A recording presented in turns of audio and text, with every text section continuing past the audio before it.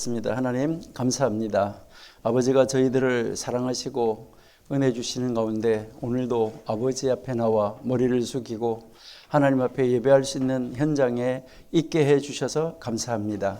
아버지 하나님의 귀하신 뜻을 이룰 수 있는 자리에 저희들을 세워주시고 하나님의 말씀 앞에 우리를 세우며 하나님이 무엇을 우리에게 요구하시고 말씀하시는지 알고 깨달아 주의 뜻을 실천할 수 있는 능력으로 덧입혀지기 원하오니 하나님이여 우리에게 능력으로 임하사 우리를 아버지 하나님이 기뻐하시는 자리에서 하나님의 일을 하나님의 방법으로 이루어 나가는데 부족함이 없는 사람들이 다 되게 하여 주옵소서.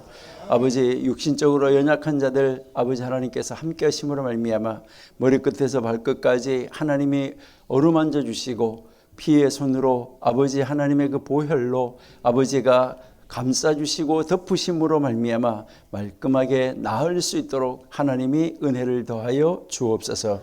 그래서 아버지 하나님 앞에 마음껏 예배하고 마음껏 찬양하고 기도하는 자리에 이르게 하여 주옵소서. 오늘도 아버지 하나님 이제 저희들 하나님이 이제 설계하여 만들어 놓은 방주에 대해서 함께 공부할 때에도 하나님이 저희들에게 지혜를 주시며 은혜를 주시며 눈을 열어서 보게 하여 주옵소서. 그래서 아버지가 말씀하시려고 하는 것을 알아 깨달아 아버지의 뜻을 이루는 자리로 나아가는 저희가 되게 해 주옵소서. 예수님의 이름으로 감사하며 기도드립니다. 아멘. 예, 한 주간 또 지나면서 또 하루 또 지나고 저희들이 벌써 이제 1월 마지막 주를 향하여서 지금 달려가고 있습니다. 이제 또 구정도 지나고 이제 그렇게 했는데요. 이제 여러분들 안에서 하나님의 크신 뜻과 역사가 이루어질 수 있기를 기대하면서 오늘도 우리 말씀 속으로 한번 가보도록 하겠습니다. 먼저 이제 16페이지라고 써져 있는 아마 여러분들 이제 원래는 그것이 이제 그 페이지가 원래는 한 칸이 비고 한 칸 되고 이렇게 돼 있어서 원래는 그 페이지가 이제 짝수만 아마 나와 있지 않을까 그런 생각이 드는데요.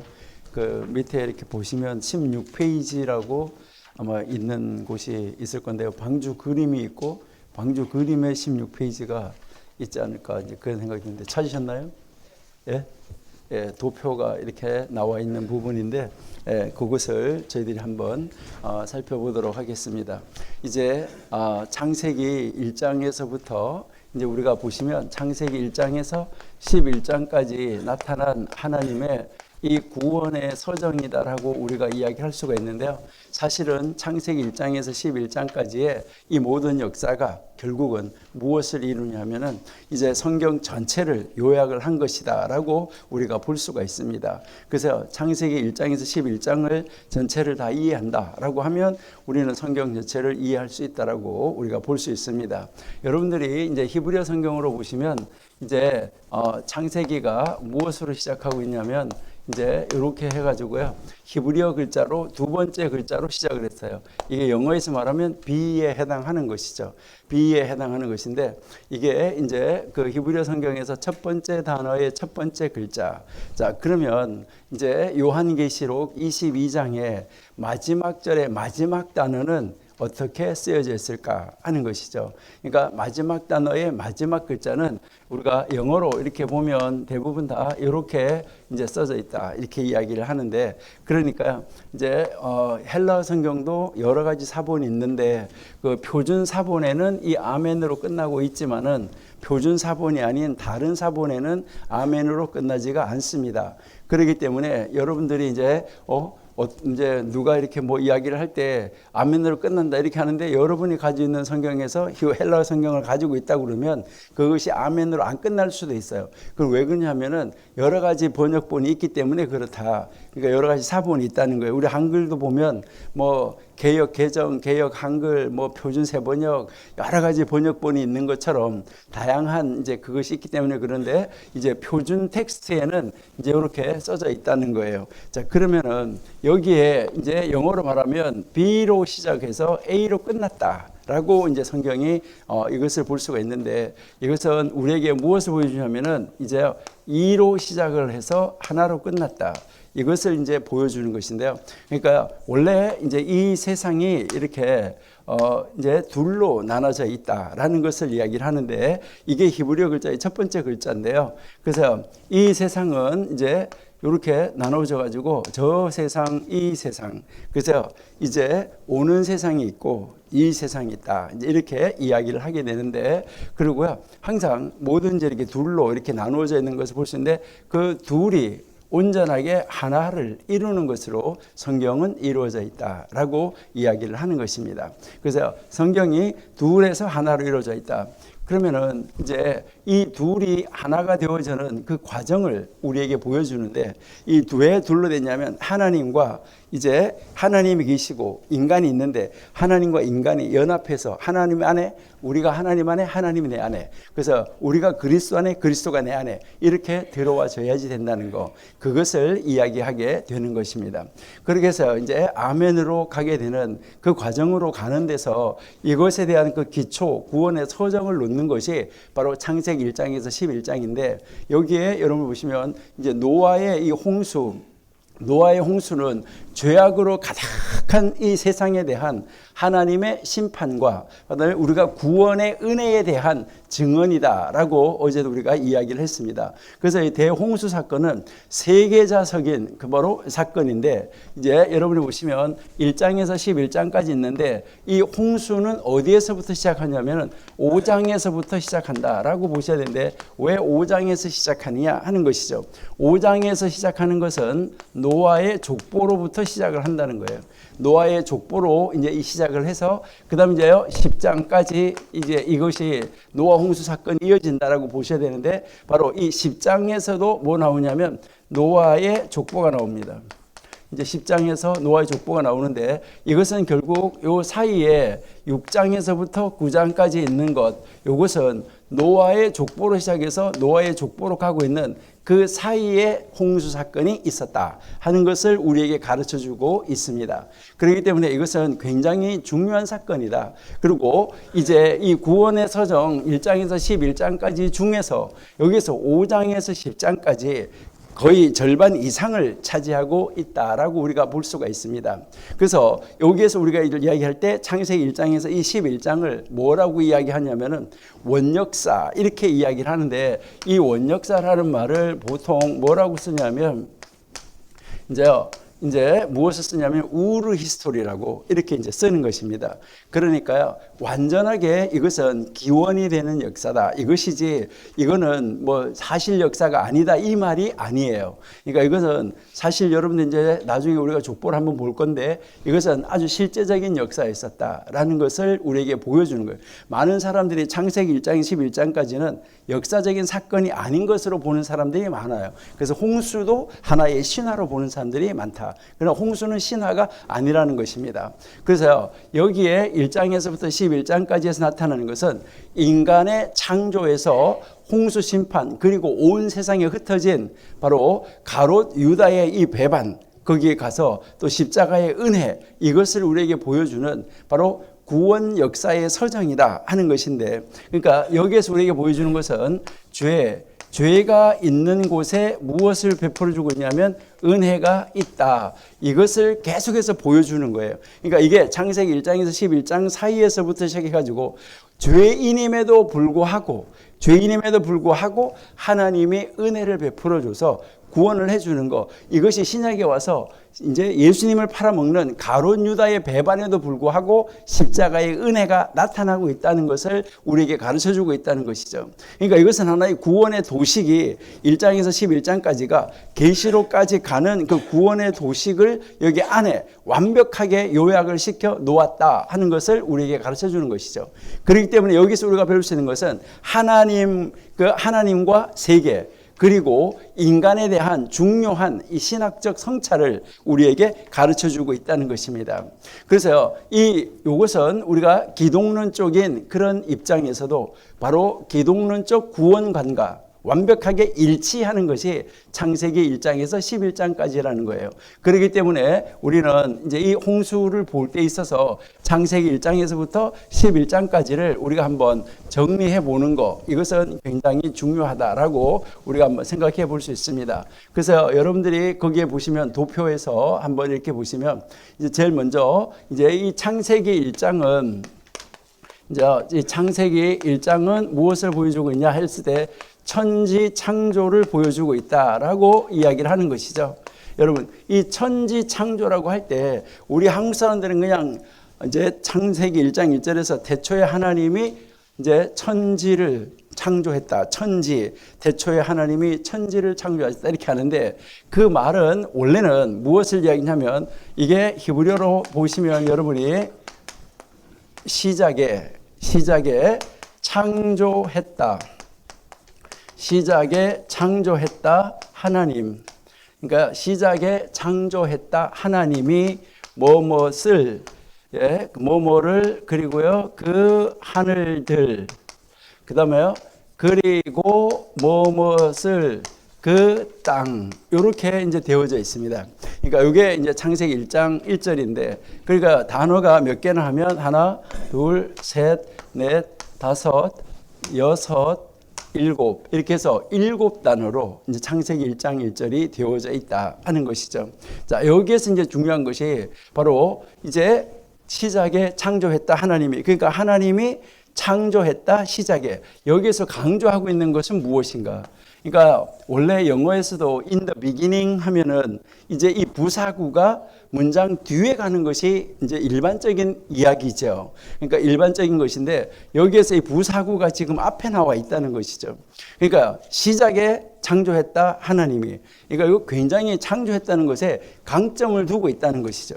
그리고요 뭐뭐을 했는데 요 뭐뭐을이라는 단어가 여러분들이 잘 아시는 대로 요게 영어로 말하면 A하고 Z예요. 그러니까 영어로 말하면 A하고 Z인데, 그러니까 이게 영어에서 말하는 첫 번째 글자, 이게 마지막 글자, 이게 히브리어의 첫 번째 마지막 글자라는 거예요. 첫 번째 글자, 마지막 글자. 이게 우리가 여러분들이 아시는 걸로 보면 여기 강대상에 이렇게 있는 거, 요것으로 보면은 여기 알파, 오메가. 그러니까 이제 이게 알파고 요게 오메가라는 것이죠. 현재 이렇게 되어 있는 거예요. 그러니까 하나님은 알파요 오메가, 예수님 알파 오메가다 이렇게 하는데 이게 무엇을 이야기하면 하나님이 창조했는데 처음에서부터 끝까지예요. 처음에서부터 끝까지를 하는데 그것이 인간이 이해할 수 있을 때 뭐라고 하냐면 그 하늘, 그리고 또 뭐뭐를, 그리고 뭐뭐를 하는데 이것도 처음에서 끝까지, 그래서 그 땅, 이렇게 되어져 있는 말이에요. 그러니까 이 말은 무슨 말이냐면 창세기 1장이 하늘과 땅을 하나님이 만들었다는 게 아니라 그 하늘과 그 땅 이렇게 이야기를 하면서 처음에서부터 끝, 그 하늘, 그리고 처음에서부터 끝, 그 땅. 이것은 여러분들이 끝과 끝을 말하는 거예요. 그러니까 머리와 발 사이 모든 것이 상했다, 모든 것이 죄악으로 꽉 찼다 하는 것처럼 이거는 끝과 끝을 보여주면서 그 끝과 끝 안에 있는 것을 다 하나님이 창조하셨다. 그래서 창세기 1장 1절은 모든 것을, 이 세상에 존재하는 모든 것을 하나님이 창조하셨다, 이것을 말하고 있는 거예요. 그러니까 모든 것을 창조했다. 그러니까 하나님이 창조하지 않은 것은 하나도 없다, 이것에 대한 대전제. 그래서 창세기 1장 1절은 무엇을 보여주냐면 성경책 전체의 제목, 그리고 구약 성경의 제목, 오경의 제목, 창세기의 제목. 그래서 이것은 이제 하나님이 이 세상에 이제 존재하는 것 중에 하나님이 창조하지 않은 것은 하나도 없다, 이것을 강조하는 것, 이게 창세기 1장 1절이다 하는 말이에요. 그러니까 많은 사람들이 이 창세기 1장 1절을 지난번에 우리가 공부를 했었는데요, 잘못 봐가지고 뭐라고 하면 첫날 하나님은 하늘과 땅을 만들었는데, 제일 처음에 하늘과 땅을 만들었는데 그 땅이 혼돈해지고 뭐 빅뱅이 와가지고 그 땅이 혼돈해지고 이렇게 창세기 1장 2절을 해석한다는 거죠.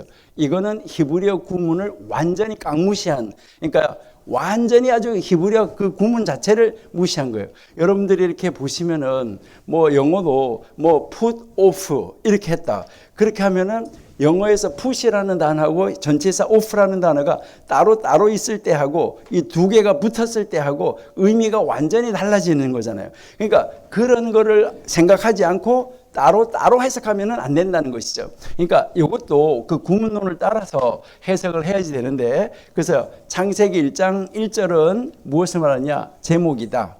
이것을 우리가 분명하게 이제 알고 이 1장 1절에 이 하나님이 창조하신 것을 어떻게 창조해 가셨나 하는 그 과정을 보여주는 거, 이게 바로 뭐냐면 이제 창세기 1장 3절부터 하나님이 이렇게 창조했다는 거고, 1장 2절은 우리에게 보여주는 것은 바로 1장 2절은 아무것도 없었다는 거.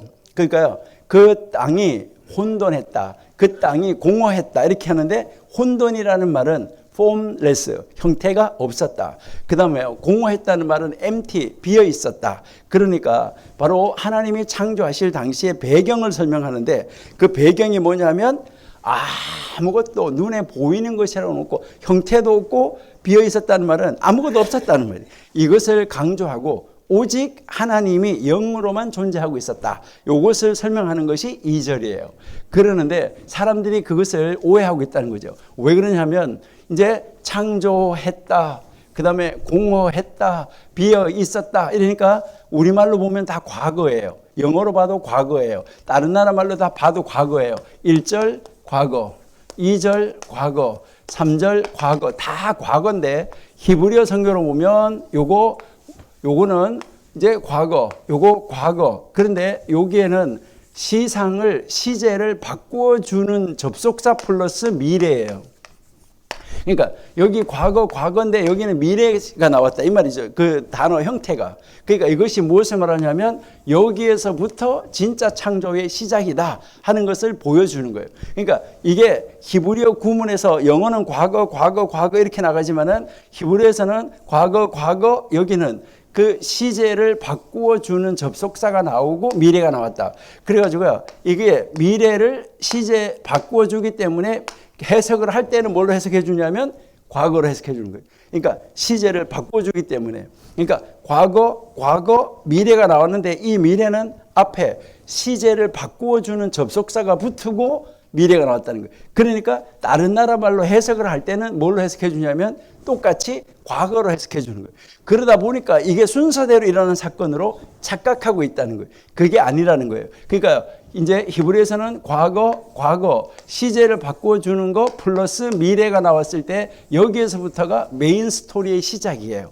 앞에가 제목, 그 다음에는 이제 배경을 설명 이렇게 되는 건데, 이것을 그대로 그 히브리어의 구문은 완전히 무시해버리고 성경을 볼 때 아주 심각한 문제가 일어나게 됐다 하는 것을 우리에게 보여주고요. 자, 그러면은 이제 이 창세기 1장에서 키 포인트는 뭐냐? 무엇을 강조하느냐? 여기에서 가장 강조한 것은 인간 창조예요.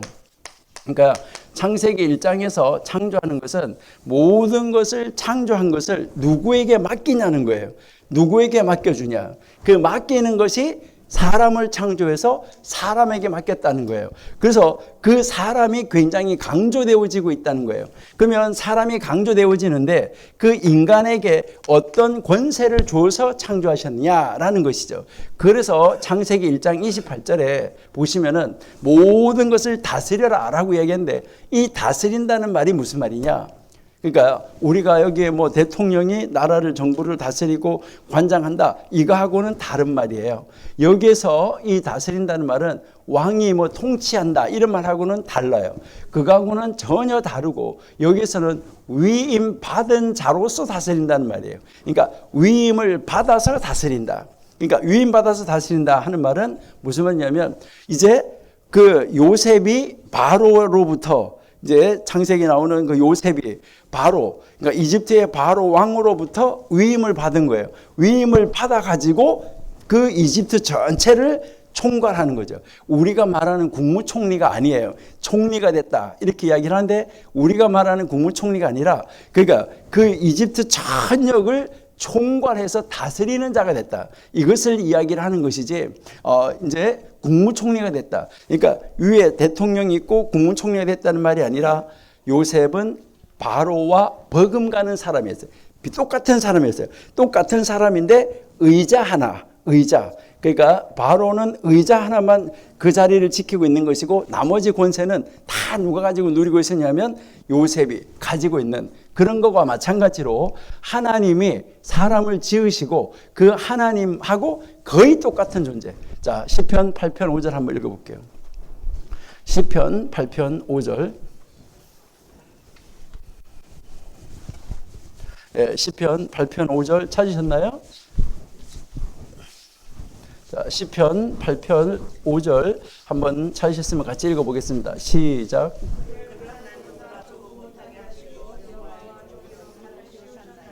자, 거기서 뭐라고 그랬어요? 누구보다 조금 못하게?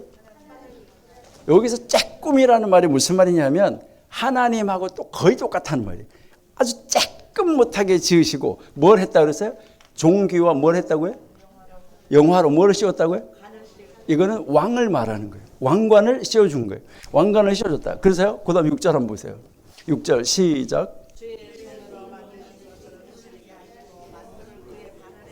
예, 그러니까 왕관을 씌워줘서 뭘 세워줬다는 거예요? 왕으로. 왕관을 씌워서 왕으로 세워주시고 뭐 했다고요? 그 모든 것을 하나님이 지으신 모든 것을 다스리게 해주셨다. 이것을 이야기를 하는 거예요. 자, 그래서 창세기 1장에서 하나님이 사람을 창조했는데 그 사람이 하나님의 위임을 받아서 다스리는 자로 세워 주셨다. 이게 이제 그 하나님의 계획이고 하나님 뜻이었었는데 이제 2장하고 3장 여러분들이 그 도표에서 보시면 이제 2장하고 3장에서 여기에서 범죄한 것이 무엇이냐는 거예요. 2장하고 3장에서 범죄한 것이 무엇이냐. 여러분들이 이제 창세기 2장, 3장은 잘 아시잖아요. 왜 너무나 창세기 1장에서 11장까지는 여러분들이 거의 다 외우세요. 왜 외우시냐면 1월 1일이 되면 뭐 하는 거예요? 성경책 좀 읽어야지. 그래가지고 창세기 1장부터 읽어. 쫙 읽어가다가 뭐 글쎄요. 뭐 한 1, 2장, 3장 가다가 또 중단됐다가 또 읽어. 그러다가 또 가다가 그 다음에 한 5장까지 가. 또 읽어. 그래서 한 6장까지 가고 그 다음에 한 11장까지 가고. 그래서 아마 11장까지는 수없이 여러 번 읽으셨을 거예요. 그러니까 여러 번 읽었기 때문에 아마 거의 다 기억을 하시고 계실 거다 이렇게 생각이 되는데 이 창세기 2장 3장에서 이제 여기에서 범죄한 사건은 무엇이냐 여기서 여러분 이제 보시니까요 아담 하와 자 그러면 이 아담하고 하와가 있는데 이 아담하고 하와가 여기에서 무엇이 잘못됐느냐 하는 것이죠. 자, 아담하고 하와가 무엇이 잘못됐느냐. 여기에서 이제 그 나무 열매 하나 먹었다고 하나님이 그렇게 그것을 했을까 하는 것인데 여기에서 무엇이 문제냐면 관계성. 그러니까 이제 여기에 우리가 한번 보시면은 아담 하와 이렇게 있을 때 아담 하와가 있는데 여기에 하나님의 말씀이 있었죠. 하나님의 말씀이 있고 그 다음에 여기는 뭐가 있나요? 사단의 말이 있었어요. 뱀. 바로 이 뱀의 말이 있었는데 여기서 이 아담과 하와가 여기 사이에 딱 서가지고 지금 뭐 하고 있는 거예요? 하나님의 말씀 먹으면 죽는다. 여기는 네가 먹으면 네가 하나님하고 똑같아진다. 그래가지고 네 눈이 밝아진다. 이제 요렇게 이제 그 하고 있는데 원래 아담과 하와는 하나님과 관계성을 유지하고 있었는데 여기에서 이 사단이 들어오는 바람에 이 뱀이 들어와서 말을 할 때 여기서 아담과 하와가 무엇을 하게 되냐면 여기에 중간에 서가지고 이리 갈까 하다가 여기에서 뱀의 말을 듣고 이쪽을 선택하는 바람에 하나님과는 뭐가 된 거죠? 단절이 이루어진 거죠. 그러니까 여기서 하나님하고 단절이 이루어졌다는 말은 하나님과의 관계성이 어떻게 됐다는 말이 끊어졌다. 이것을 이야기를 하는 것이죠. 그럼 여기에서 우리에게 보여주는 것은 선과 악을 알게 하는 나무의 그 열매 자체 이것을 먹은 것이 죄인가 이것을 묻기 전에 무엇을 했냐면 그것이 죄인가라는 것을 묻기 전에 관계성이 파괴된 이후 관계성이 깨어진 이후 바로 그 선과 악을 알게 하는 나무의 열매를 먹은 후 죄인의 모습이 어떻게 됐냐는 거예요. 그 사람의 모습이 어떻게 됐냐. 그 사람의 모습 바로 우리는 이 관계성이 깨진 다음에 그 인간의 모습이 어떻게 변했느냐 하는 거, 그 관계성이 깨진 다음에 사람의 모습이 어떻냐, 이것이 이제 중요하다는 거죠. 여기에 관심을 둬야지 된다. 그러니까 여기에 우리 그러니까 하나님하고 단절된 상태에서 태어났기 때문에 이제는 여기 밑에 있는 사람은 하나님을 알래야 알 수가 없는 상태가 된 거예요. 그러니까 하나님을 알래야 알 수 없는 상태, 정말 아주 나쁜 상태로 들어가 버렸다 하는 것을 우리에게 가르쳐 주는 것이죠. 자, 그러면 여기에서 아담과 하와가 이것을 먹으면은 죽어 이렇게 했는데 죽었나요? 안 죽었나요? 안 죽었어요. 그러니까 안 죽었다 이렇게 이야기하는데 이것은 우리는 안 죽었다고 이야기하는데 이거는 죽은 거예요. 무엇을 말하냐면 하나님과의 관계성이 끊어진 것인데, 그러니까 하나님과의 관계가 단절되어지는 거, 분리되어지는 거, 이것이 이제 죽음이에요. 여러분들이 죽었다, 사람이 죽었다고 이야기할 때 영과 육이 분리되는 거, 이것을 죽었다고 이야기하는 거예요. 그러니까 하나님과 분리된 것이 바로 영적인 죽음인데, 여기에서 하나님이 단지 이 인간의 모습 속에 심판을 하시는데, 여러분 그 다음 칸에 보시니까 심판인데, 그 심판은 바로 무엇으로 가졌냐면 그들을 사망으로 데리고 간 것이 아니라 인간의 죽음으로 영과 육을 분리시켜버린 것이 아니라, 이제 분리시킨 것이 아니라 여기서 무엇으로 갔어요? 추방으로 갔어요. 그러니까 아직까지 하나님은 이제 완전한 처벌을, 완전한 심판을 하지 않으셨다는 거예요. 그 완전한 심판은 어디 가서 이루어지냐면 계시록 20장에서 이루어진다. 이것을 우리에게 가르쳐주고 있다는 것이죠. 그렇게 해서 추방을 한 다음에 그 추방한 사람을 하나님이 그냥 추방시키고 끝나느냐, 이것이 아니라 그 다음 칸에 뭐라고 나와 있나요? 구원이라고 나와 있어요. 여러분의 그 노표에. 자, 구원. 자, 구원은 그러면 뭐 어떻게 구원을 시켜줬냐, 이들을.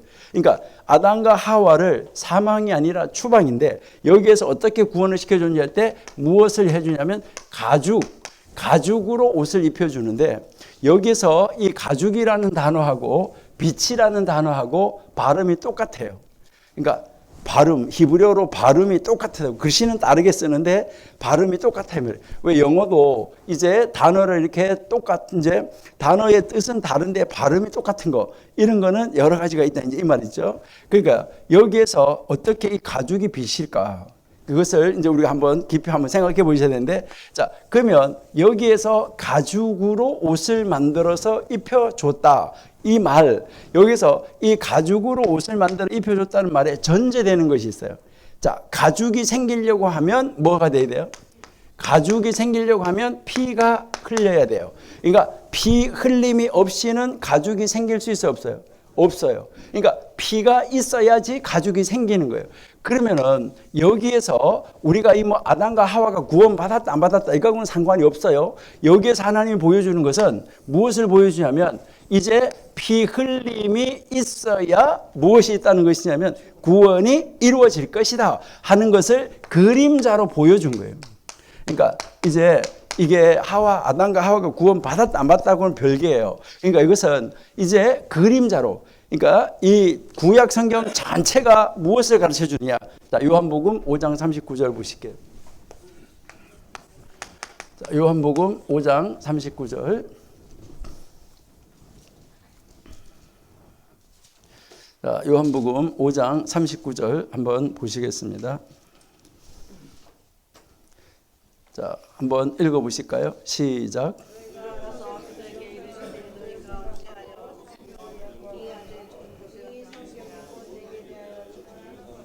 자, 모든 성경이 누구에 대해서? 예수님을 가르쳐주는 책이다. 그러니까 성경에서 구원을 얻은 줄 알고 니들이 성경을 읽는데 성경은 다 예수님, 바로 구원자 되시는 예수님을 가르쳐주는 책이다, 이렇게 이야기하고 있어요. 자, 좀 더 구체적으로 한번 볼까요? 누가복음 24장 44절. 누가복음 24장 44절.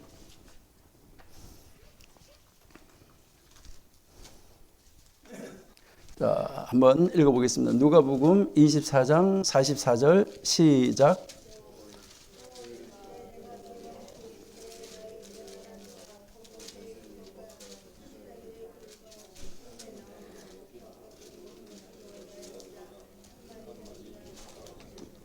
자, 우리가 지난번에 구약 성경 우리가 공부할 때 구약 성경이 히브리어 성경으로 보면 세 부분으로 나눠져 있다. 우리 공부했죠? 생각나죠? 우리 한글 성경은 이제 오경, 역사서, 시가서, 선지서 이렇게 구약 성경이 네 부분으로 나눠지는데 히브리어 성경은 오경, 선지서, 성문서 이렇게 나눠져 있다. 이렇게 우리가 공부했잖아요. 그러니까 여기서 예수님이 지금 뭐라고 말하는 거예요? 오경, 그 다음에 선지서, 그 다음에 시편. 이게 시편 이야기인데 이 시편이 성문서예요. 그러니까 바로 그 구약 성경 전체가 다 누구에 대해서, 예수님에 대해서 가르쳐주고 있는 책이다. 이것을 지금 이야기를 하고 있는 거예요. 자, 그러니까요. 여기에서 이제 이 가죽은 피가 있어야 되고 가죽은 덮어주는 것을 이야기를 하는데 바로 피로 덮어준다. 그러니까 예수 그리스도의 피로 우리의 죄와 우리의 허물을 덮어줄 것에 대한 바로 뭐라고요? 예표다. 이것이 그러니까 그림자다. 하나의 모형이다. 이것을 가르쳐 주는 거예요. 그래서 여러분들 그 마지막 그 도표 제일 마지막 칸에 기독론적 이해로는 어떻게 할 것인가. 그러니까 이것은 예수님을 믿는 우리 기독론적인 입장에서는 어떻게 이래냐. 바로 이게 뭐예요? 어린 양의 피 그리스도의 보혈이 이제 덮어야 구원이 온다. 이것을 여기에서 우리에게 보여주고 있다. 이것은 언제부터 시작됐다고요? 에덴 동산에서부터. 여러분, 이게 이미 신약에서 예수님이 오셔가지고 그 예수 그리스도가 피를 흘려서 우리를 구원시켜 나갈 거라는 것을 어디서부터 이야기했다고요? 에덴 동산에서부터. 그러니까 이렇게 다 옷을 입혀가 쫓아내 보내는 거예요. 그러니까 에덴 동산 안에서부터 이 사건이 이미 시작이 된 것이다. 하나님은 그것을 그림자로 예표로 보여주고 있다 하는 것이죠. 자, 그러면 그 구원의 과정을 서정을 이뤄가는 데서 이렇게 하나님께서 가죽옷을 지어서 입혀주고 피가 흘려야 된다는 것을 가르쳐준 다음에 여기에 가서 4장에 가보세요. 그죠? 그러면 창세기 4장에서 무엇을 이야기하냐? 그러면 이제 이렇게 하나님이 구원을 시켜주는 사람, 그 사람은 어떻게 살아야 되나? 이것을 이제 이미 창세기 4장에서 가르치는 거예요. 그럼 창세기 4장에서는 무엇을 가르치고 있는 거예요? 여기 사건에서 제사를 가르치는데 이 제사가 여기서 우리가 보는 걸로 무엇에 대한 것이죠? 예배에 대한 예표적인 사건이다. 이것을 이야기를 하는 것이죠. 자, 그러면 이 제사가 예배인데 그럼 여기에서 이제 뭐가 나오는 거죠? 가인, 아벨. 자, 가인과 아벨이 제사를 지내는데 여기에서 일어나는 범죄 사건은 바로 무슨 사건이에요? 가인과 아벨의 범죄 사건, 여기에서 일어나는 범죄 사건은 가인이 아벨을 뭐 하는 거예요? 예, 아벨을 죽이는 살인 사건이다. 여기에 초점을 맞추잖아요. 여기에서 이게 바로 뭐예요? 여기에서 다시 한번 우리에게 가르치는 것은 이제 하나님과의 관계가 깨어진 사람은 인간과의 관계도 지금 뭐가 된다는 거예요? 깨어진다는 거예요. 그러니까 완전히 이제 하나님과의 관계가 이렇게 끊어진 사람과의 관계도 이 세상의 인간과의 관계도 완전히 끊어져 버린다. 이것을 이야기를 하는 것이죠. 그러니까 관계가 끊어지는 것이 사람을 죽이는 것이고 그 사람을 살인하는 것이다. 이것을 우리에게 보여주고 있어요. 그래서 뭐 많은 사람들이 이야기할 때 가인의 예배는 왜 안 받고 아벨의 예배는 왜 받았느냐. 여기에 왜라는 것에 초점을 많이 둬요. 그러니까 그러면서 뭐라고 말하냐면 우리는 어떤 예배를 드려야 되느냐라고 이야기를 하는 거죠. 그래서 우리가 가인의 예배를 드리지 말고 아벨의 예배를 드려야 된다는 건데 그럼 아벨의 예배는 어떻게 하는 거예요? 우리 이제 윤 목사님하고 여러분들이 신앙생활을 참 오래 해 오셨기 때문에 이제 아벨의 예배가 어떤 것인가 하는 것은 아마 여러분들이 굉장히 잘 아실 것인데요. 그러니까 많은 사람들이 여기서 이야기를 할 때 재물의 문제를 들고 나오는데 절대 재물의 문제는 아니에요. 그러니까 뭐 이제 가인은 아무거나 들었고 가인은 아무거나 가져가서 예물을 드렸고 아벨은 좋은 거 가져가서 드렸다.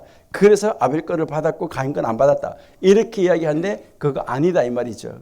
자, 창세기 4장 4절 한번 보실게요.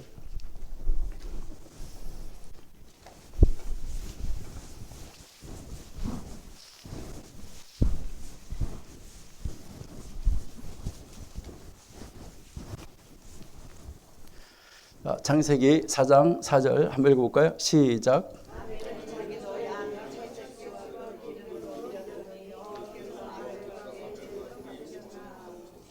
자, 거기에서 보시니까 처음 앞에 단어 몇 단어만 한번 읽어봐요. 자, 첫 번째. 자, 아벨은 자기 도가 뭐예요? 아벨은 자기 도라는 말이 영어로 also라는 말인데 이게 무슨 말이에요? 가인은 아모레카노 들었고 아벨은 좋은 거 드렸다 이 말인가요? 아벨도 이렇게 드렸다는 거예요. 아니 그럼 그 말 아니에요? 아니 한글 성경 읽어볼 때 그래 안 그러는 거예요? 아니 성경 읽어볼 때 성경이 그러냐고요. 그러니까 아벨도 그 첫 것으로, 그러니까 아벨도 첫 것으로 드린 거예요. 그러면은 가인도 뭘로 드렸다는 거예요? 첫 것으로 좋은 거 드려요. 여러분 교회 나오는 사람 보다가 지금 세상에 굿하고 점치고 굿하는 사람들 있잖아요. 굿하는 사람들이 훨씬 더 정성은 더하는 것 같아요. 요즘 교회 나올 때 얼마만큼 정성을 들여서 나와요? 쓰레빠 찍찍 끌고 나오잖아요. 여러분 무당 모셔다가 놓고 굿하는데 쓰레빠 찍찍 끌고 거기에 그 굿하는 주인이 나가는 거 봤어요? 없어요. 요즘에요. 그러는데 이제 그러면 여기에서도 이제 그러면은 근본적인 그 문제는 무엇일까 하는 거, 이것을 이제 우리가 한번 잘 보셔야 된다는 거죠. 여러분 예배에서 우리에게 다시 보여주는 것은 하나님이 사랑이에요. 하나님이 선택하심이에요. 하나님이 아벨을 뭐 한 거예요? 선택한 거예요. 그래서 아벨은 노아와 똑같아요. 어제 우리가 노아 이야기했는데 노아가 하나님의 눈 안에서 은혜를 발견했다고 그러는데 하나님이 아벨을 여기서 제사를 연락했다는 말은 응시했다는 말이에요.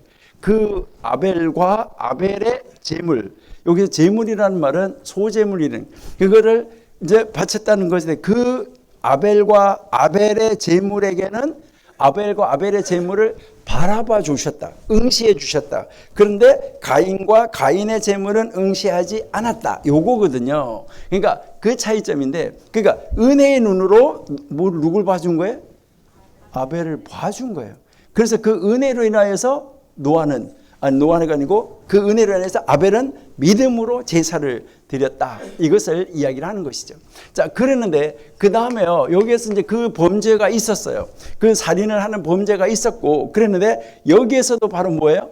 사망이 아니라 가인을 죽이는 것이 아니라 사망이 아니라 뭐 하는 거예요? 추방이에요. 추방해가지고 이제 밖에 나가가지고 네가 농사짓고 뭐 경작하고 뭐 해야지 살 것이다 하고 추방을 했어요. 그 추방을 했는데 그 추방은 했지만 여기서 여러분 보시면 추방은 했는데 이 추방을 했을 때 자연사 할 때까지 가인이 그냥 죽을 때까지 그러니까 그의 생명이 다하기까지 보호해 줬어요? 아니면은 그냥 체내불 놔뒀어요? 보호해 줬어요. 뭘로? 흔적을 줬어요. 그러니까 그를 죽이지 못하도록 뭐 한 거예요? 흔적을 달아줬다는 거예요. 흔적. 그러니까 이게 그가 자연사 할 때까지는 그에게 하나님이 뭘 베풀어 준 거예요? 은혜를 베풀어 준 거예요. 죽이지 못하도록, 구원을 받도록, 죽이지 못하도록 거기서 딱 표를 줬단 말이죠. 표. 흔적을 줬다는 거예요. 흔적. 그러니까 이 흔적, 바로 이 흔적이 표를 줬다는 것이죠. 이 표라는 단어, 이것이 무엇을 이야기하냐면은 이제 이 표가 무엇을 얘기하면 이런 걸 가지고 표라고 그래요. 표. 이제 이 표가 이런 건데 이게 아까 우리가 이때 히브리어의 마지막 글자예요. 죽을 때까지 그 표를 달고 다녀가지고 그가 죽을 때까지 자연사 할 때까지 구원시켜주고 보호해 주셨다. 이것을 이야기를 하는데 그럼 이 표가 뭐냐? 우리에게 있어서 예수 그리스도의 십자가의 표, 십자가의 흔적, 예수 그리스도의 흔적 우리가 가지고 있어야 된다. 여기에 대한 그림자, 상징, 모형으로 보여주는 것이었다. 그러니까 우리가 예수님의 흔적을 가져야 된다는 거예요. 그러니까 예수님의 흔적을 가지고 우리가 살아야 하늘나라에 갈 수가 있다. 이것을 우리에게 지금 가르쳐주고 있다. 그러니까 이 구원의 서정이 구원의 이 과정이 어떻게 이렇게 펼쳐져 가는지가 창세기 1장에서 11장까지를 정확하게 우리가 이해하는 것이 굉장히 중요하다는 것이죠. 자, 그러면 이제 6장에서부터 9장까지 이제 6장에서부터 이제 그다음 이제 9장까지 보시면은 여기가 지금 1장에서 11장까지 중에서 6장에서 9장이 바로 뭐라는 거예요? 가장 정점이라는 거예요. 그러니까 이제 이 구원의 서정에서 가장 정점인데 여기에서 바로 범죄하는 사건은 무슨 사건이에요? 노아와 대홍수, 홍수로 인해서 이제 노아와 홍수가 일어나는데 노아, 그 다음에 홍수 이것이 있어지는데 여기에서 노아와 홍수로 가는 것은 무엇 때문이냐? 어제 우리가 이야기한 것처럼 이 세상이 더 이상 죄가 들어갈 수 있는 자리가 있다 없다. 죄가 들어갈 수 없도록 세상이 꽉 차버렸다. 죄로. 그래서 그 죄가 꽉 찼다는 말을 가득했다는 말을 옛날 성경에서는 관영했다. 그 다음에 지금 우리가 읽고 있는 개역 개정에서는 관영했다. 이게 아니라 가득함. 이렇게 표현을 하고 있어요. 그러니까 옛날 말보다는 조금 쉬워진 것이죠. 그러니까 가득하게 됐다. 그렇게 가득하게 되니까 여기에서 이제 하나님이 무엇을 한 거죠? 심판을 했어요. 심판을 했는데 뭐 했는 거예요? 여기에 심판에서는 뭐가 있어요? 사망이 있어요. 아까까지는 직접 죽였어, 안 죽였어요? 이제 생명이 자연사 할 때까지는 그냥 놔뒀거든요. 풀을 주고. 그런데 여기에서는 노아 홍수 사건에서 죄가 가득 찼을 때는 여기에 뭐가 있냐면 사망이 있고 그 다음에 구원이 있고 이 두 가지 사건이 여기서 펼쳐지는 거예요. 그러니까 심판에서 사망이 있어지는 거예요. 그러니까 노아 방주 밖에 있는 사람은 사망, 방주 안에 있는 사람은 구원. 이렇게 나누어지는 아주 위대한 심판이 여기에서 있게 됐었다. 그런 심판이 있었는데 이 말은 무슨 말이냐면 앞으로 이제 우리가 어제 성경 읽을 때도 히브리서, 누가복음, 마태복음을 성경 읽어볼 때도 무슨 이야기 쓰냐면 사람들이 노아의 때, 심판의 때, 그때까지도 심판이 일어나는 그날까지도 시집가고 장가가고 먹고 마시고 한다고 그렇게 이야기를 했었잖아요. 그렇게 하다가 사망으로 가버렸고 그 다음에 구원으로 갔는데 예수님이 오실 때도 똑같아. 이것을 예표적으로 말세에도 이렇게 될 것인데 하나님의 말세의 심판 때는 사망과 구원으로 딱 나눠질 것이다. 두 사람이 맷돌을 갈고 있다가도 하나는 들리고 하나는 남아있고 이렇게 되는 사건이 일어날 것이다. 이것을 이미 여기에서 지금 뭐 하고 있는 거예요? 하나님이 그것을 그림자로 예표로 보여주고 있었다. 자, 그러면 여기에서 이제는 하나님은 사망에 관심 없어요. 자, 그러면 구원을 이루는데 어떻게 이룰 것이냐? 자, 무엇을 통해서 구원을 이뤘어요? 방주. 자, 이 방주를 통해서 구원을 이뤘는데, 자, 이 방주가 우리가 아는 것처럼 방주는 기관실이 있나요, 없나요? 방주 안에 기관실, 이렇게 운전하고 다니는 기관실, 뭐 키, 그런 거 하나도 없고 노 이런 거 하나도 없고 그냥 단순하게 떠 있는데 이것은 무엇을 말하는 거죠? 하나님이 운행하시고 계시고 하나님이 구원의 방주를 붙잡고 계셔야 된다. 이것을 우리에게 가르쳐 주는 거예요. 그러니까요. 여기에서 이 방주를 통해서 이제 하나님이 구원을 이루시는데 이때 심판을 하실 때 보면은 하늘의 창문이 열렸어요. 그리고요. 땅에 이 문이 열렸어요. 그러니까 윗물 막고 있었고 아랫물을 막고 있었던 이 창문이 열려가지고 물이 확 쏟아지고 여기서 물이 확 올라오고 이것은 물과 물이 나누기 이전의 상태, 그 상태로 돌아간 거예요. 그러니까 이것을 우리에게 이제 보여주는 거예요. 그러니까요, 인류 역사의 시작이 새롭게 시작한다. 이것을 여기서 이제 보여주고 있는 거예요. 이 구원의 방주를 통해서 새로운 역사가 시작된다는 걸 보여주는데 이게 바로 뭐냐면 우리가 신약에서 예수 그리스도가 머리가 되는 교회, 이 교회를 통해서 새 시대가 열려진다. 그 새 시대가 열려지고 예수님이 초림하셨다가 다시 재림하실 때 완전한 새 시대가 열려지는 그 시대를 미리 예표적으로 보여줬다. 자, 그러면 이 교회는 언제 생겨났느냐? 자, 교회는 성령님이 임하는 그날부터 교회가 생겨났다. 그럼 성령님이 어디에서 임했어요? 예, 앞으로 여러분들 이제 마가 다락방이라고 그러지 마시고요. 이제 아니 왜 그러냐면 이제 어제도 제가 이제 여러분들 여쭤봤을 때 그 성지순례 안 가셨다 그랬잖아요, 그렇죠? 그 마가 다락방에서 몇 명이 있다가 은혜를 받았어요? 120명. 여러분 집에 다락방 120명 들어가는 집이 있어 없어요? 이것은 예수님이 사시던 당시에 2층이 연회장이에요. 그러니까 마가집은 억수로 부자였었다는 거예요. 그러니까 그 2층에 억수로 큰 120명이 들어가서 연회를 할 수 있는 그런 연회장이 있었다는 거예요. 그 지금도 가보면 집 좋아요. 여러분이 나중에 가서 보시면. 그러니까 이제 이거는 마가의 다락방 우리 이렇게 해놓으니까 한국 사람들이 이해할 때 무슨 이제 다락에 올라가가지고 뭐 왜 여러분들 왜 부엌 같은데 이렇게 옛날 집 같은 거 아궁이에 있는 집 이럴 때는 왜 이렇게 안방으로 이렇게 뭐 들어가고 이러면 그 위에 이렇게 다락방이 있는 거 있잖아요. 뭐 그런 거 정도로 이렇게 생각하고 뭐 그 다락방에 통영이 있다 이게 아니라는 거죠. 그러니까 예수님이 승천하실 때 500명이 있었어요. 그랬는데 그 500명을 보고 조금만 기다려라 했는데 열흘을 못 기다리고 다 도망갔어. 몇 명이? 380명이 도망가고 몇 명이 남았어요? 120명 남았다. 여러분은 120명 되실래요? 380명 되실래요? 예? 여러분, 우리 120명 속에 들어가셔야 될까? 아니면은 380명 속에 들어가야 될까? 세상을 향하여서 너도 나도 가버리는 거 이거 굉장히 심각하다 하는 것이죠. 그러니까 이 마가의 2층 방에서 바로 이제 이 교회가 생기는 역사가 일어났다. 그래서 이 교회를 통해서 전 세계 구원의 역사를 펼쳐가게 됐다고 하니까 이 6장에서 9장 이것이 이 방주가 얼마나 놀라운 사건인가. 창세기 1장에서 11장 사건 중에서 굉장한 사건이었었다. 이것을 우리에게 보여주는 것이죠.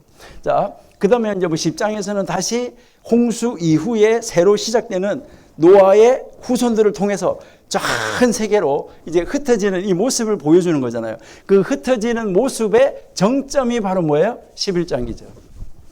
그러니까 마지막 이제 그 11장인데, 이제 여기에 이제 그 마지막 이제 그 11장에서는 바로 범죄하는 사건은 무엇이었을까?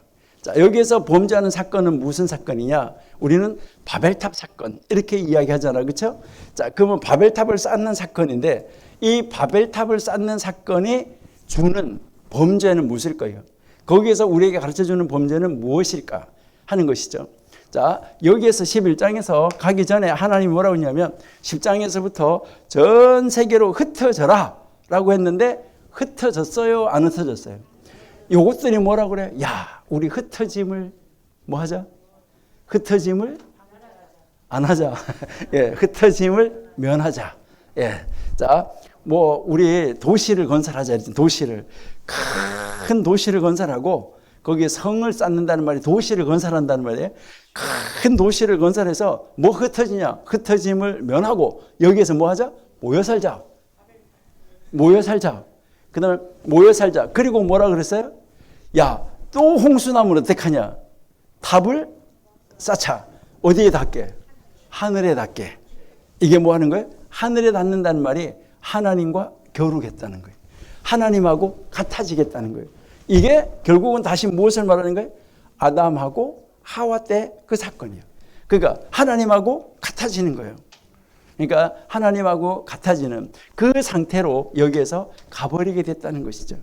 그러니까요. 여기에서 그리고 또 하나가 문제가 뭐였냐면 하나님의 이름을 내는 것이 아니라 우리의 이름을 내자.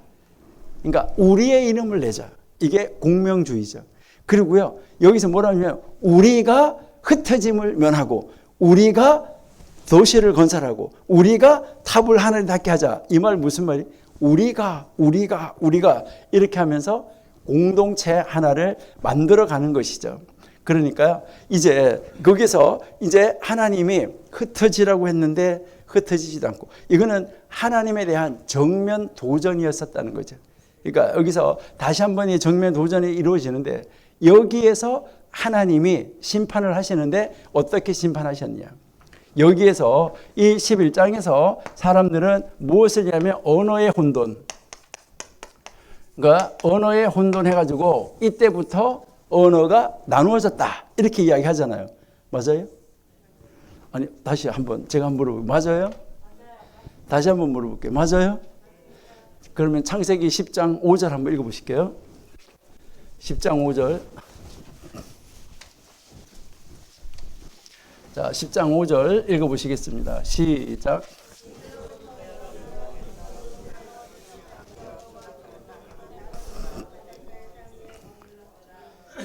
거기 어떻게 됐어요? 아니 언어가 어떻게 됐다고요? 아니 그러니까 뭐대로 나눠졌다고요? 종족대로 또 그다음에 나라대로 그다음에 언어대로는 없어. 언어대로.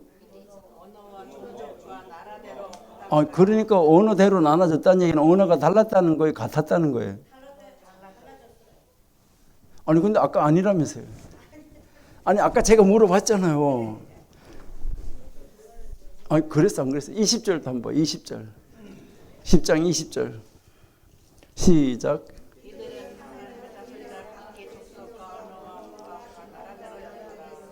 여기도 뭐대로 나눠졌어요? 언어대로 나눠졌잖아요. 그 다음에 31절 31절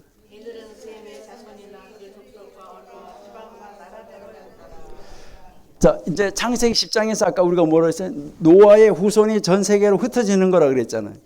흩어지는데 5절에 보니까 야벳의 후손이 14족속인데 거기서 쫙 흩어지는데 언어대로 나라대로 지방대로 종족대로 예? 그 다음에 20절은 함의 후손이 나눠지는데 30개가 나눠졌어요. 그 다음에 31절에서 셈의 조선이 나눠지는데 26개가 나눠졌어요. 그럼 여기에서 총 노아를 통해서 흩어지는 족속이 몇 족속이에요? 70족속이에요. 아니 계산 안 해봤어요? 자 야벳 14, 함 30, 그 다음에 이제 셈 26 이렇게 해서 70개로 나눠지는데 자 10장 9절 한번 읽어볼래요? 10장 9절 10장 9절 시작.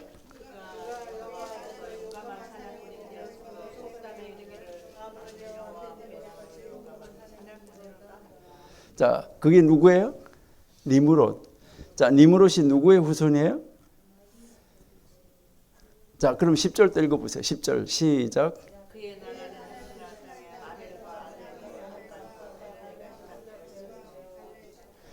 자, 그러니까요. 거기에서 여러분들이 읽어보시면은 지금 6절에서부터 함의 후손이에요. 함의 후손 중에 니므롯이 나와. 이 니므롯의 후손이 나오는데 니므롯이 어디로 흩어져 갔냐면 신할, 바벨로 흩어져 가고 있었어요. 그렇죠? 아니, 성경이 나와 안 나와요? 그러니까 그렇게 흩어져 가고 있었어요. 자, 11장 가볼게요. 11장. 예, 11장 3절부터 한번 볼까요? 3절부터요. 11장 3절 시작.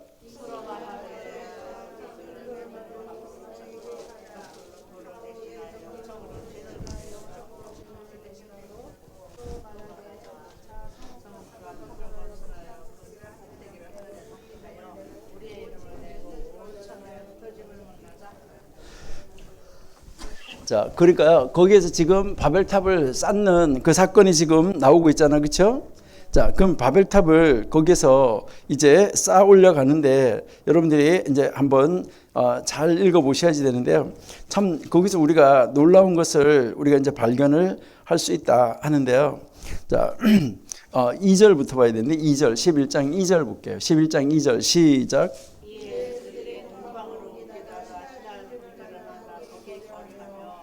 서로 말하되 이렇게 하잖아. 그렇죠? 자, 어디를 갔다 그랬어요? 신할 평지는 아까 누구가 땅이라 그랬어요? 함의 후손의 니므롯. 그러니까 이 함의 후손들도 쫙 흩어져 가다가 이렇게 보니까 바벨 신할 땅에 딱 갔는데 뭐 했어요? 거기 딱 갔는데 보니까 너무너무 좋아 땅이. 너무너무 좋으니까 야 우리 흩어짐을 면하고 여기에서 모여 살자. 이렇게 지금 말했는데 그 족속이 누구였다는 거예요? 함의 후손이 바벨탑 신할 거기에서 바벨탑을 쌓던 사람들은 함의 후손 니므롯이었었다. 이것을 그 후손들이 이것을 쌓았다라는 것을 우리에게 가르쳐 주는 것이죠.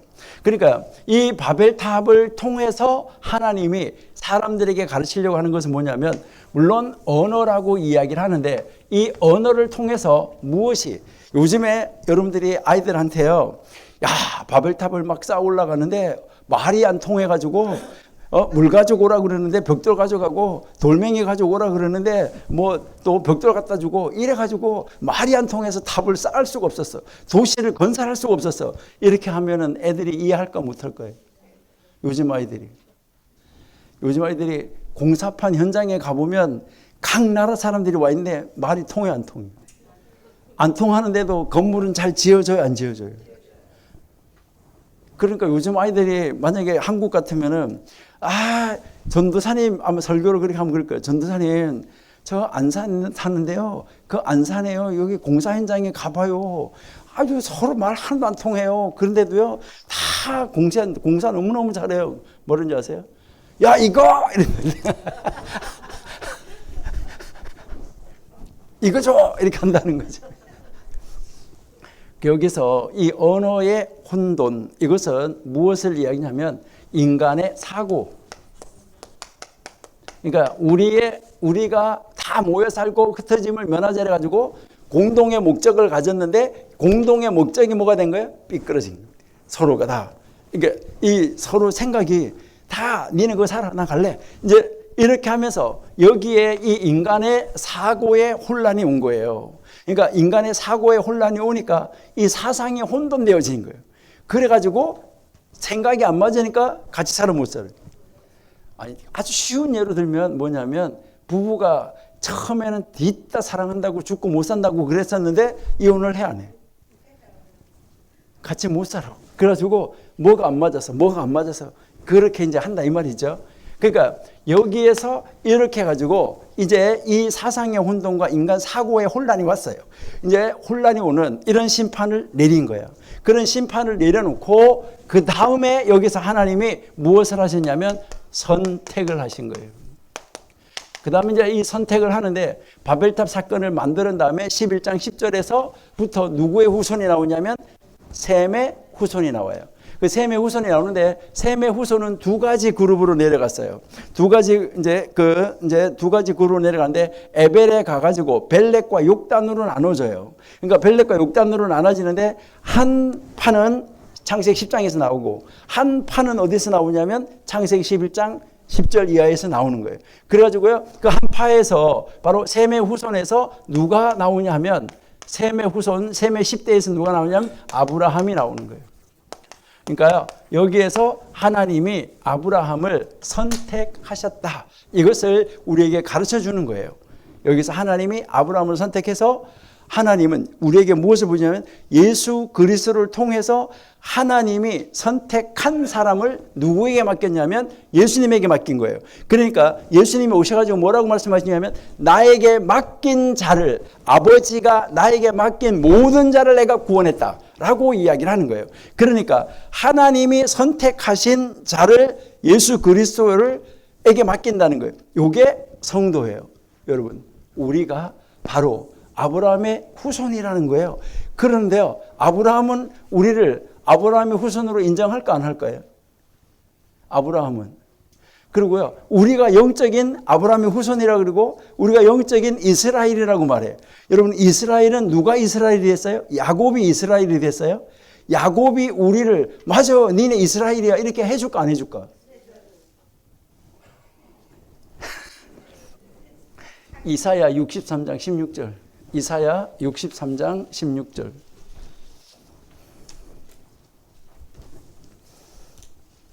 이사야 63장 16절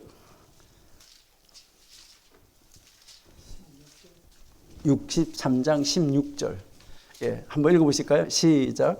주는 우리 아버지시라 아브라함은 우리를 모르고 이스라엘은 인정하지 아니할지라도 여호와여 주는 우리의 아버지시라 옛날부터 주의 이름이 우리의 구속이라 하였으나 자, 아브라함이 우리를 몰라나 너 이렇게 한다 이 말이에요. 네가 무슨 하나님의 선택한 받은 사람. 야곱 이스라엘이 뭐라 그래요? 네가 어떻게 우리 민족이냐 이스라엘이냐 말도 안 돼 이렇게 하더라도 태초로부터 하나님은 뭐라는 거예요? 우리의 아버지라는 거예요. 여러분 우리의 아버지 아니 우리 아버지라니까 하나님이야. 여러분 하나님이 우리 아버지만 되면 뭐 문제될 것이 뭐가 있겠어 그렇죠? 하나님이 우리의 아버지가 돼서 모든 것을 가지고 계시는데 이렇게 우리를 하나님이 아브라함이 아무리 나 모른다고 해도 괜찮아. 뭐 야곱 이스라엘이 우리를 인정 안 해줘도 괜찮아. 그러니까 하나님이 우리 인정해 주면 끝이야. 그러니까 하나님이 우리를 선택해 주셨다는 거. 하나님이 나를 너 아브라함의 후손이야. 너 이스라엘이야. 이렇게 해줬다는 거. 그러니까 우리의 아버지라는 거, 태초로부터 상고로부터 우리 아버지라는 거, 야, 이것보다가 더 크고 놀라운 복이 어디 있냐? 이것이 바로 예수 그리스도 안에서 우리를 선택해 줬다는 말은 예수 그리스도를 통해서 우리를 무엇을 만들어 줬다는 거예요? 하나님의 아들로, 자녀로, 하늘나라 시민권자를 만들어 주셨다는 거예요. 이거가요, 참 얼마나 놀라운 것인가 하는 것을 우리에게 가르쳐 주는데요. 여러분 보시면 아담, 하와, 가인, 아벨, 이들이 받은 부당한 대우, 이제 여기서 가인의 보여주는 반응, 또 여러분이 보시면 가인의 후손 중에서 라멕이 말하는 거 봐봐요. 뭐 가인을 위해서는 벌이 7배, 야 라멕을 위해서는 벌이 77배다. 야, 이렇게 지가 하나님 자리에 올라가는 이런 사람이 이렇게 악을 행하는 것은 정말 정당화될 수가 없는데 요즘에는 그것이 정당화되는 가운데 있다. 그런데 그런 가운데서도 하나님은 은혜를 베풀어 주시고 계신다. 바로 그들을 살려주시는 것은 하나님이 선택한 우리가 다칠까 봐 그들도 뭐 하게 해주는 거예요? 죽을 때까지, 자연사 할 때까지는 그냥 봐준다는 거예요. 괜히 그들 뿌리를 뽑다가 어떻게 할까 봐. 왜 농사를 이렇게 지었는데 왜 논에 가면은 피라는 거 있잖아. 피 뽑다가 잘못 뽑아가지고 옆에 있는 곡식이 알곡까지 같이 뽑아질까 봐. 그래서 그 우리가 뽑힐까 봐 하나님은 그들이 그냥 오래 살다가 자연 살 때까지 내버려 둔다 이 말이에요. 그러니까요, 우리 옆에 악한 사람이 잘 되는 것 같아도 신경 쓰지 말아요. 그 사람은 결국은 끝에 가서 추수할 때는 뽑아져 가지고 불에 던져질 것이고 우리가 하나님의 알곡 창고로 들어갈 사람이다. 여러분, 우리 힘들고 피곤해도 야, 하나님이 내가 하늘나라 백성으로 가게 된다는 거, 이것을 우리에게 가르쳐 주는데, 오늘 아까 우리 집사님이세요, 기타 하시면서 첫 번째 노래가 딱 나오는데 제가 깜짝 놀랐어요. 오늘 우리가 이야기할 거기 때문에 모든 것이 하나님의 은혜다. 여러분, 우리가 구원받을 수 있었던 오직 한 가지 이유, 바로 뭐냐면 내가 잘나서가 아니에요. 내 때문이 아니에요. 그러니까 나 때문이 아니라 하나님의 은혜다. 그러니까 여기에서 하나님의 은혜는 무엇을 말하냐면 하나님의 후회하심이다. 이 하나님의 후회하심이라는 말은 무슨 말이냐면 죄를 지으면 심판하시겠다는 것을 은혜로 바꿔주시는 거예요. 그러니까 우리가 하나님의 선택함을 받은 사람은 죄를 지으면 심판하시겠다는 그 심판하시겠다는 자리에서 무엇으로? 은혜로, 구원으로 베풀어서 바꿔주셨다는 거예요. 이거 오직 한 가지 이유, 바로 뭐예요? 하나님의 은혜로다. 모든 것은 다 뭐라고요? 하나님의 은혜이다. 이것을 우리에게 가르쳐주고 있다 하는 것이죠. 그래서 우리는 이 창세기 1장과 2장, 이 창세기 1장과 2장의 이 천지창조는 그렇기 때문에 이제 노아의 방주를 통해서 무엇으로 이어지냐면, 지난주에도 어제도 우리가 살펴봤었는데 출애굽기 25장에서 31장의 성막 구조, 성막을 건축하는 것과 같이 가고 있다. 그럼 성막은 무엇을 하는 장소냐? 성막은 구원을 베푸는 장소예요. 그래서 우리가 이제 레위기 11장에서 16장까지 하고 이 방주 사건을 한번 비교해 보시는 것은 굉장히 중요하다 하는 것을 우리에게 가르쳐 주는 것입니다. 그래서 우리가 천지 창조하고 성막을 한번 비교해 보는 것이 중요한데요. 그 다음 장에 이제 거기에 도표가 또 하나 나와 있어요. 예. 이제 그 다음 장에 표가 하나 있는데요. 그래서 우리가 성경 본문을 우리가 이해할 때 이 성경 본문과 그다음에 그 본문과 같은 사건, 아니면 그 본문이 상징적으로, 예표적으로, 그림자로 보여주고 있는 것, 이것을 함께 뭐 하는 것이 좋다고요? 함께 보고 함께 연구하는 것이 좋다. 그러니까 아까 가죽, 피, 그림자로 예수님의 십자가에 달리는 그 피, 이렇게 해서 연결을 시켜가지고 이것을 쌍과 쌍을 이루는 것은 표가 같이 연결되는 것. 그림자는 실제하고, 이제 우리는 이미 신약시대에 우리가 살아가고 있기 때문에 구약의 그림자가 신약에서 성취된 거하고 두 개를 같이 놓고 연구를 해서 보면 뭐 하다는 거예요? 아주 선명하게 우리에게 보여진다는 것이죠. 그래서 성경을 읽을 때 그렇게 읽는 것이 좋다.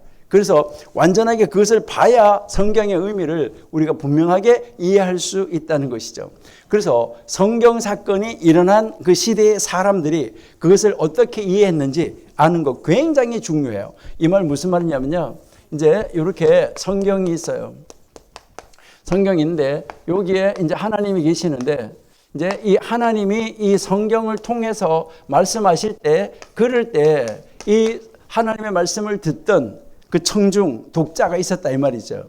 그 시대에 하나님이 직접 말하는 그 시대에 이제 이 청중 독자가 있었다는데 이때 하나님이 이 성경을 가지고 말을 할 때 그때 이 독자들은 이제 대면에서 이렇게 말을 듣고 이렇게 이해하니까 잘 이해했을까 못했을까요?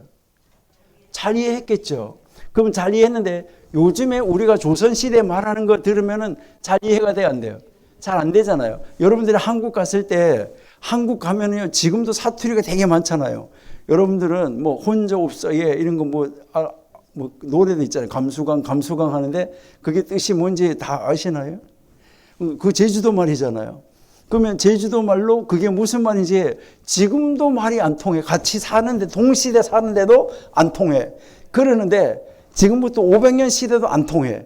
그러는데 이 창세기는 지금부터 4,000년, 5,000년 시대예요. 그러니까 그것이 잘 이해가 될까? 잘 안 된다 이 말이죠. 자, 그러니까 지금 여기에 목사님이 계셔.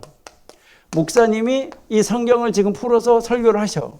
이 성경을 통해서 설교를 하는데 현재 청중 이제 지금 현재 독자가 있어요. 이 성경이라는 독자가 있는데 이제 이 목사님이 이 성경을 딱 풀어주는데 어떻게 하면 이때에 성경을 처음 하나님으로부터 들을 때에 독자들이 이해한 대로 현재 우리 독자들에게 이해시켜 줄 수 있을까? 이게 가장 고민인 거예요. 그걸 가지고 그냥 여기서 막 자기 멋대로 막 해석하면 될까 안 될까? 이게 굉장히 어려운 숙제고 우리가 굉장히 어려운 난제다. 그래서 우리가 집에서 성경 읽을 때도 마찬가지예요. 도대체 이게 뭔 말이야? 이제 이러는 거죠. 뭐 이제 아니 왜 예수님은 뭐 재림할 때 됐는데 뭐 언제 오냐고 물었는데 야 그거는 나도 모른다. 아버지만 안다. 그건 도대체 무슨 말이야? 2000년 전에 예수님하고 제자들하고 이야기할 때는 야 아버지만 알아. 내가 언제 오는지는. 그렇게 했을 때 그 제자들을 이해했을까 못했을까요? 제자들이 이해했어요. 그러니까 이해했는데 우리는 뭐예요?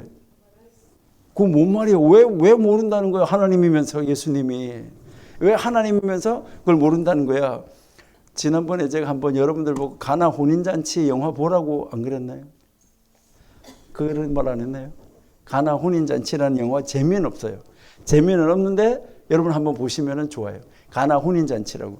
그 영화를 여러분이 한번 보시면 참 좋은데 그 가나 혼인잔치에서 보면 그 영화가 이제 가는데 거기에 보면 이제 신랑이 이제 친구들하고 신부집에 가서 거기에 후파를 이렇게 쳐놓는데 밑에 가가지고 거기서 이게 테이블 이렇게 하나 놓고 앞에 신부가 있고 여기 신랑이 이렇게 있는 거예요. 그래서 이제 이 신랑이 신부를 선택했겠죠. 가가지고 나와 결혼해 주시오 하고 이제 가서 이제 그 잔을 이렇게 주는 거예요. 포도주스 잔을. 이렇게 포도주스 잔을 이렇게 주면은 그 여인이 그거를 딱 받아서 마시면은 승낙이 떨어진 거, 오케이 하고 떨어진 거예요. 그러면 막 좋아하고 박수치는데 이 신부가 마지막으로 거절할 수 있는 권한이 있어요. 여기서. 딱 놓으면은 파토 나는 거예요. 이제 그러는데 그걸 딱 받아들면은 막 박수치고 그래가지고 거기서 신부 집에서 관계는 안 해요. 남자, 여자 부부 관계는 안 하는데 거기서 이렇게 조금 있다가 이제 다시 신랑 집으로 와요. 신랑 집으로 오면 신랑 집에 와가지고 신랑 집에서 이제 그 신부가 와서 맞이해서 와서 살 그런 집을 마련을 하는 거예요. 그 집을 다 이렇게 마련을 해놓고 이렇게 있는데 거기에서 신랑이 자기가 가고 싶다고 그래가지고 데리러 갈 수가 없어. 그러니까 자기가 가고 싶다고 신랑이 이제 나 이제 가서 신부 데려오겠어요. 아버지한테 말도 못해. 그리고 자기가 신랑이 나 이제 다 지었으니까 가서 나 신부 데려올래요. 말을 못해. 누가 말해? 아버지가 뭐 하냐면 야 이제 가서 신부 데리고 와라. 이렇게 아버지의 승낙이 떨어져야 이제 신랑이 신부 집에 가서 데리고 올 수가 있어요. 이게 이스라엘의 그 결혼 풍습이에요. 그러니까 그 결혼 풍습을 이해를 하면 뭐 하는 거예요? 예수님이 그때 그 시대 결혼 풍습을 사람들이 다 알기 때문에 그 시대 결혼 풍습을 다 아니까 예수님이 뭐라고 하냐면 내가 아버지의 집에 가서 너희들이 있을 곳을 예비하고 내가 너희들을 데리러 올 것인데 그 날은 나도 모른다. 누구만 안다? 아버지만 안다.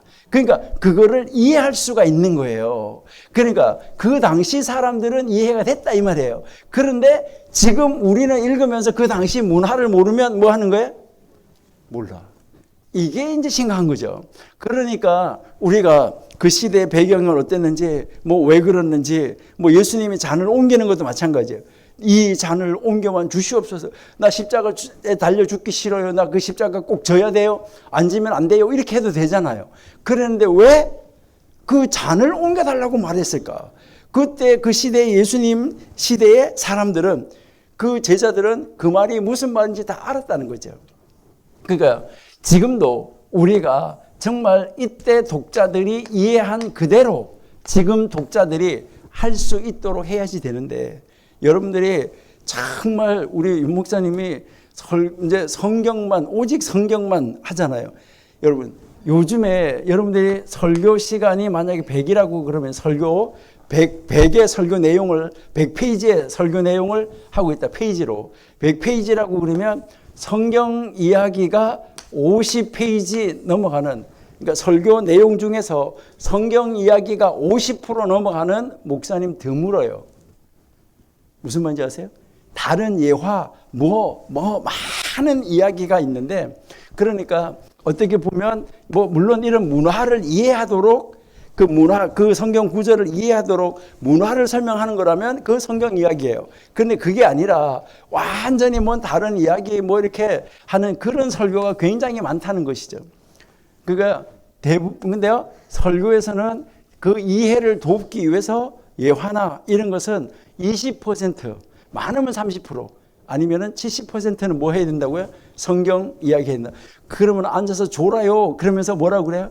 목사님들이 옛날에 저기 강남에 뭐 있었냐면요. 그 택시, 총알 택시 있잖아요. 옛날에 강남에 총알 택시 있었어요. 뭐 거기서 막 타면은 강남에서 분당까지 슉 되게 빨리 가는 택시가 있을 텐데, 그럴 때 이렇게 탁 타면은 이 택시 기사들이 돈을 빨리 벌려고 빨리 갔다 또 와야 되니까요. 막 총알처럼 날아간다는 거예요. 그러기 때요, 그 사람들은 손님은요, 타자마자 딱 붙잡고 기도한다는 거예요. 막 사고 날까봐 하나님 살려주세요. 이렇게 하면서 막 기도한대. 그러는데 목사님들은 기도하게 하는 게 아니라 잠만 자게 만든대. 설교 시간에. 그래가지고 택시 기사가 목사님들보다 훨씬 낫다고 기도하게 해준다고. 그렇게 하면 안 돼요. 그렇죠? 그러니까 참 요즘에 우리가 사는 시대가 주로 뭐만 찾는 거예요?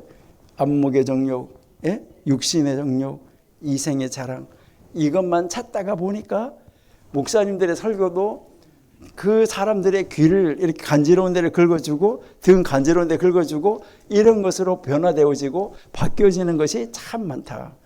여러분, 그러나 우리는요, 정말 사람이 오건 안 오건 우리는 뭐 해야 돼요? 오직 말씀으로.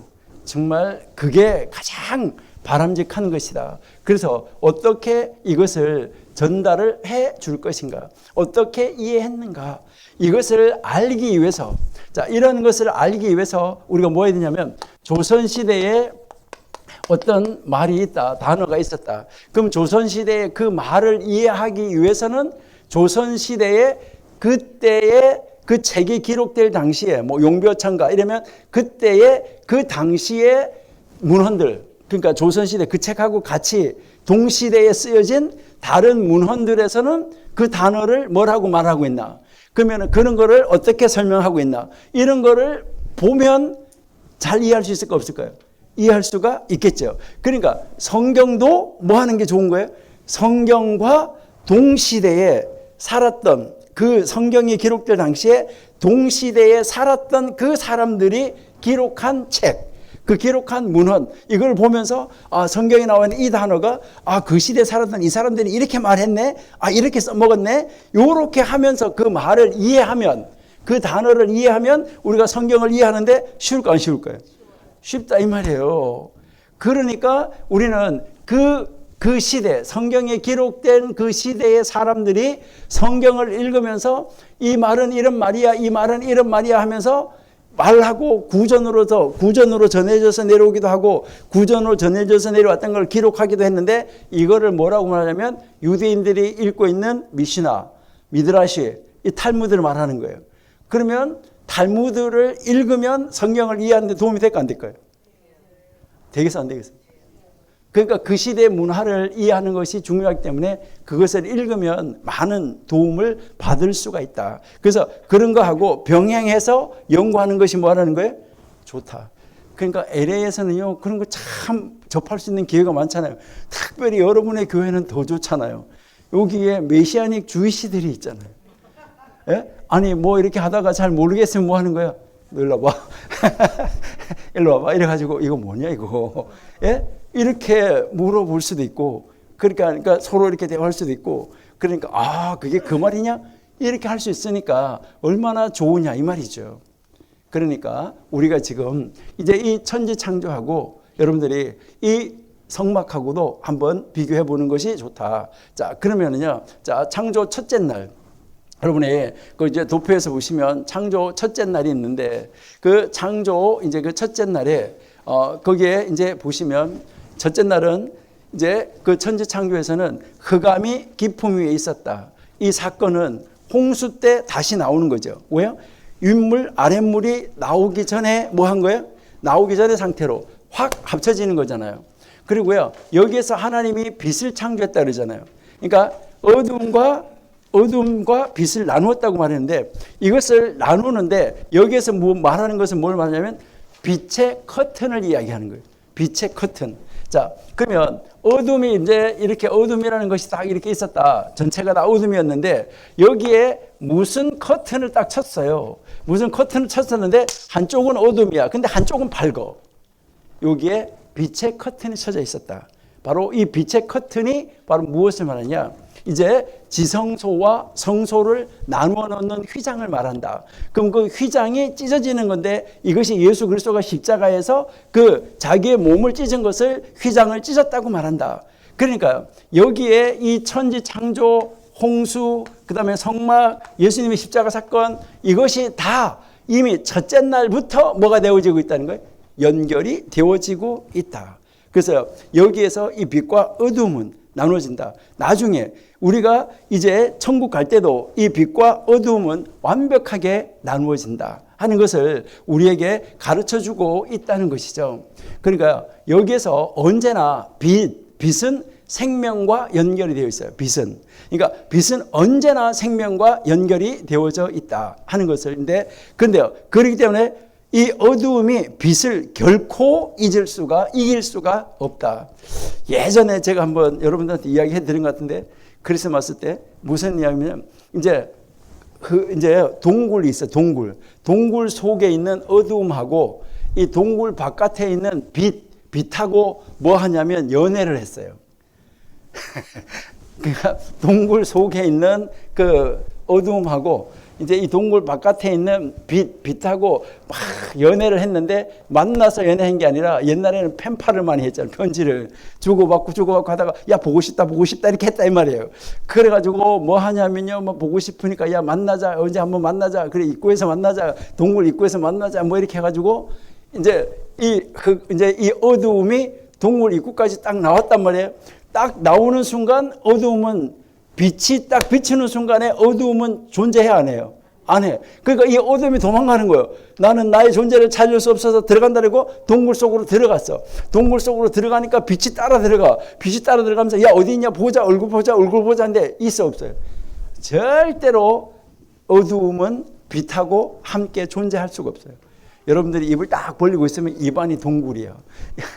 입안이 동굴인데 예수 그리스도가 요 안으로 하나님의 말씀, 이게 예수 그리스도의 빛, 여기 안을 쏙 들어와 가지고 우리의 동굴이 뭐가 돼야 돼요? 이 어둠이라는 것이 완전히 없어지고 환해져야, 그때 되면은 이제 그때부터는 뭐 하는 거예요? 빛 가운데 살아가는 거예요. 그러니까 살아도 주를 위해서, 죽어도 주를 위해서 이렇게 살 수 있는 그런 데로 나갈 수 있게 된다. 이것을 우리에게 가르쳐주고 있다는 것이죠. 그러니까 참 놀라운 이 사건을 우리에게 보여주는데요. 둘째 날에 윗물과 아랫물을 나누고 여기에는 보기에 좋았다는 말이 없어요. 둘째 날에. 그러니까 둘째 날에 이제 윗물 아랫물을 나누고 보기에 좋았다는 말이 없는데 여기도 성소와 지성소를 나누는 휘장을 두었다. 그러니까 구별선이 있었다. 이것을 이야기하는 거고, 셋째 날에는 물을 한 곳으로 모여라 라고 얘기했어요. 물이 한 곳으로 모이고 아래에 있는 물이 한 곳으로 모이고 이 땅이 드러났잖아요. 땅이 이렇게 묻이 드러났는데 이것은 무엇을 말하냐면 성막에 물두멍이 있는데 물두멍에다가 물을 모아놨어요. 그 물두멍에다가 물을 모아놓고 그 물두멍에 물을 모아한 데서 그 물에서 자기가 더러움을 씻어야지만 어디로 들어갈 수가 있어요? 성소로 들어갈 수가 있었어요. 이게 이 셋째 날이에요. 그러니까 묻이 드러날 수가 있는 거죠. 그 다음에 넷째 날에는 해, 달, 별을 뒀는데 이것이 바로 어두움 가운데 해, 달, 별을 두셔가지고 그 어둠을 밝히게 했는데 이게 바로 성소 안에 휘장 안에 이제 첫 번째 휘장을 열고 성소로 들어가잖아요. 물두멍을 지나서 성소로 딱 들어가면 성소 안에 깜깜한데 다 이렇게 막혀져 있기 때문에 깜깜한데 거기서 오직 무엇이 빛을 밝히고 있어요? 등잔대가. 바로 예수 그리스도가 빛이잖아요. 그러니까 빛으로 오신 예수님인데 그 빛의 등잔대, 바로 그 빛의 등잔대가 쫙 그 방안을 밝혀주고 있다는 거죠. 그러니까 해, 달, 별을 달아두신 것이 바로 무엇을 말하냐면 빛, 등잔대를 거기다가 두셨다 하는 것이고요. 다섯째 날에 궁창과 바다를, 그러니까 하나님이 가득가득 채웠잖아요. 다섯 날에는 이제 궁창, 하늘 날아다니는 새, 그 다음에 바다, 물고기로 채웠다 이 말이죠. 그 다음에 여기서 뭘 하냐면 지성소를 채웠다는 거죠. 이때 그 빛이 있은 다음에 그 휘장 뒤로 딱 들어가면은 거기에 하나님의 궤, 그 다음에요 지성소, 그 은혜 보좌가 있고 은혜 보좌 위에 그룹이 이렇게 날개를 달고 있으면서 바로 이 지성소를 가득하게 채운 거. 이것이 다섯째 날이라는 거죠. 그 다음에 여섯째 날에는 하나님이 사람을 창조했어요. 사람을 창조해가지고 여기에서 하나님이 문제에 그 사명을 주시는데 이게 바로 뭐냐면 둘로 나눠진 것을 하나로 만드는 것은 누가 하냐면 사람이 해야 되는 것이다. 그러니까 하나님의 사역을 이제 하나님의 사역, 하나님의 대리자가 사람이 한다. 이것을 보여준 거예요. 이것이 바로 뭘 말하냐면 아론이 지성소에 들어가서 하나님과 이스라엘 백성을 죄로 나누어져 있던 것을 하나 되게 하는 이 사건으로 연결이 되어진다 하는 것을 우리에게 가르쳐 주는 거예요. 그렇게 하고 나니까 이렇게 하나가 됐어요. 둘이 하나가 되고 하나님과 화목이 이루어지고 나니까 일곱 번째 날에는 뭐가 오는 거예요? 안식일이었었어요. 안식이 와요. 그러니까 이 안식이 오니까 그 안식일 속에는 무엇이 가득한 거예요? 은혜와 영광이 가득하다. 하나님이 성막을 딱 이제 모세가 이 성막을 시내산에 세웠을 때 여기서 뭐 했어요? 하나님의 은혜와 영광이 가득했다. 이것을 여기에서 우리에게 이제 보여주고 있다. 그러니까요, 바로 이 성막하고 이제 이 창조하고 홍수 사건하고는 그대로 연결되어지는 것이다 하는 것을 우리에게 보여주는 거예요. 그래서 하나님의 이 창조 기사는 결국은 무엇을 우리에게 보여주냐면 하나님이 나를 구원하시고자 하시는 하나님의 은혜의 말씀이 창조 기사예요. 그래서 창조 하나하나 이 과정이 노아의 방주에서 나타나고 그것이 다시 성막에서 나타나고 이게 예수 그리스도의 이 십자가에서 나타나는 것이다 하는 것을 우리에게 보여주는데요. 그러니까 이게 인간의 관계성을 보여주는 건데요. 여기서 여러분들 이제 우리 한번 이제 요게 남자라는 말이고 요것이 여자라는 말인데 우리 켈리 집사님은 이거 생각이 나죠? 예, 생각이 나는데 자, 요 글자 쏙 빠져나오고 요 글자 쏙 빠져나오면 이렇게 두 글자가 합쳐지면 이게 하나님이라는 단어. 할렐루야 할 때 야. 하나님이라는 단어인데 뭐 오바드야, 뭐 야. 하여튼 이 야가 하나님인데 이 하나님이라는 글자가 이게 남자한테 하나, 여자한테 하나 이렇게 들어가 있어요. 들어가 가지고 이 하나님이 이 둘을 묶어서 하나가 되게 해 주신 거예요. 그러는데 여기에서 그 이렇게 묶어져서 부부가 됐는데 부부가 된 데서 하나님이 여자한테서도 빠지고 남자한테서 빠지고 딱 빠지고 나면 어때? 글씨가요. 하나님 빠지고 나면 요 글자 똑같이 남죠. 요거는 우리가 뭐라 그랬죠? 불. 불이라고 그러는 거예요. 불. 그러니까 부부가 있는데 부부 사이에서 하나님이 없잖아요. 하나님이 없으면 그 집 집구석은 불 보듯이 뻔해요. 그러니까 불이다 이 말이에요. 불 보듯이 뻔하다. 이것을 우리에게 보여주는데, 여기에서 하나님이 우리에게 보여주는 건 뭐냐면, 이제 요것은 이제 여기서 요 남자를 말할 때 여기에다가 뒤에다가 무슨 이게 전미사를 붙일 때는 요 글자가 이제 짧아져요. 이게 이 하는 것이 있었는데 이 이렇게 짧아진다는 말이에요. 뒤에 전미사가 붙을 때는. 그러니까 이 여자가 될 때 요 글자가 단어가 이 하는 것이 이로 짧아진 거예요. 그래서 여기 없어졌어요. 그러면은 또 요 글자는 무엇을 말하냐면 방향을 이야기를 하는 거예요. 방향. 어디를 방향을 이야기하는데, 그래서 여기에 남자에다가 방향, 어디를 향하여 하는 이 방향을 보여주는 전미사를 붙여서 여자가 된 거예요. 이것은 바로 무엇을 말하냐면 남자와 여자가 있어서 둘이 하나가 됐을 때 한 방향을 바라볼 수 있도록 방향을 설정해 줬다는 거예요. 방향 전미사를 여기다가 붙여줬다는 거예요. 이것은 이 두 사람의 관계를 회복을 이야기하는 거예요. 그래서 남자와 여자는 나누어지는 것이 아니라 온전한 관계성을 유지해야지만 된다. 그러니까 온전한 관계성을 가져라. 이것을 보여주는 바로 하나님의 그 놀라운 원리의 말씀이 이 여자와 남자와 여자의 이 말을 우리에게 보여주고 있는 것이다. 이것을 우리에게 가르쳐주고 있다 하는 거예요. 그래서 우리가 정말 하나님 안에서 우리는 어떤 삶을 살아야지 되는가 할 때 여기에서 우리에게 가르쳐주는 것이 바로 뭐냐면, 그래서 이 죄라는 거, 그래서 어떻게 해결이 되느냐 해서 이 이제 창세기 1장에서부터 이제 11장까지 해서 나타나는 이 죄라는 거, 이 죄를 어떻게 처리해야 되냐, 죄는 어떻게 번져 나가는 것이고 죄는 어떻게 채워져 나가는 것인가, 이것을 보여주는 것이 성막에서 문둥병 처리하는 것과 똑같아.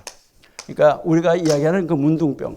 그래서 문둥병과 죄는 다 같이 치명적이다. 그 다음에 문둥병과 죄는 다 같이 분리성이 있다. 문둥병 걸리면 어떻게 돼요? 분리시켜야 돼요. 따로 살아야 돼요. 그 다음에 이 문둥병이나 죄는 다 같이 전염성이 아주 강하다. 그 다음에 이 문둥병과 죄는 다 같이 뭐 하냐면 반륙성이 강하다. 이게 반륙성이 아주 강하다는, 자주 커진다는 거죠. 그래서 너무너무 빨리빨리 이제 커진다 하는 것을 우리에게 보여주고 있다 하는 것이죠. 그래서 이제 이 홍수는 바로 무엇을, 어떤 목적을 가지고 있었냐 했을 때, 이 바로 홍수는 이제 세상을 정결하게 하려고 하는 것이다. 바로 이제 그 문둥병 레위기 11장에서 16장까지의 사건이 바로 뭐냐면 육체를 정결하게 하려고 하는 것이다. 목적이 같아요. 그러니까 성막의 목적과 방주의 목적이 뭐라고요? 방주의 목적, 바로 이 방주의 목적과 그 다음에 이제 이 성막의 목적이 바로 뭐냐면 방주는 세상을 정결하게 하는 거. 그런데요, 그 다음에 이제 이 성막은 사람의 육체를, 죄를 없이 해주는 거, 정결하게 해주는 거. 여러분들이 나만 장군 잘 아시는데, 나만 장군이 물속에 들어갔다가 나와서 문둥병을 고치는 거, 이것을 뭐라고 말하냐면 세례라고 그래요. 그래서 노아가 방주에 들어갔다가 나온 것도 세례. 그 다음에 이제 출애굽할 때 이스라엘 백성들이 홍해를 건넌 것도 세례. 다 그것이 이제 세례로 연결되어진다는 것이죠. 그 다음에요, 이제 우리가 이제 이 노아의 방주가 보면 노아 방주 안이 있고 밖이 있었잖아요. 노아의 방주 안과 밖이 있었는데 여기에다가 무엇을 칠했냐면 역청을 칠했어요. 그러니까 이 역청을 갖다가 거기다가 이렇게 칠했다는 것이죠. 역청을 칠했는데 문둥병자가 나았는지 안 나았는지 할 때 문둥병자에게 무엇을 발라줬냐면 새로운 흙을 칠해줬어요. 그 문둥병 집이나 뭐 이런 데다가. 그 다음에 그렇게 해서 이것이 이걸 연결하고, 그 다음에 여러분들이 보시면은 이제 노아의 방주에서 여러분들이 보시면 새도 내보냈다가 일주일을 기다리고, 또 방주에 타고 나서도 뭐 했었다 그랬어요? 우리가 어제 방주에 2월 10날 타고 2월 17일부터 비가 왔다 그랬어요. 일주일을 기다렸다 그랬어요. 홍수가 나기까지 일주일을 기다리고, 또 새를 보내고도 일주일을 기다리고 하는데, 요 일주일을 기다리는 걸 보면 여러분들이 문둥병 걸린 사람을 다시 정하게 해줄 때 제사장에 가서 진찰을 하고 보고 일주일 있다가 나았나 보고 또 다시 한번 보고 그것이 재발했나 안 했나 또 보고 이렇게 일주일을 또 거치는 거예요. 그래서 거기서 일주일을 3번을 기다리게 되는 거예요. 또 보내고 일주일을 기다리고 또 보내고 일주일을 기다리고. 그래서 까마귀 내보내고 일주일 기다리고. 요거 우리가 조금 이따가 나중에 구체적으로 볼 거예요. 까마귀는 뭔지 비둘기는 뭔지. 그다음에 2마리의 비둘기 문둥병자도 여러분이 보시면 문둥병자가 나중에 와서 다시 정결하게 됐다는 제사 의식을 받기 위해서는 비둘기 2마리를 가지고 와서 제사를 지냈어요. 그러니까 여기에서도 이제 방주에서도 비둘기 2마리가 바로 뭐 하는 거예요? 바깥의 땅이 말랐다는 것을 알려주고 표시해주는 사인이었었어요. 그러니까 문둥병자가 다 나았다는 사인, 이 제사를 지내는 거, 이것이 바로 비둘기 2마리 가지고 제사를 지내는 것이었어요.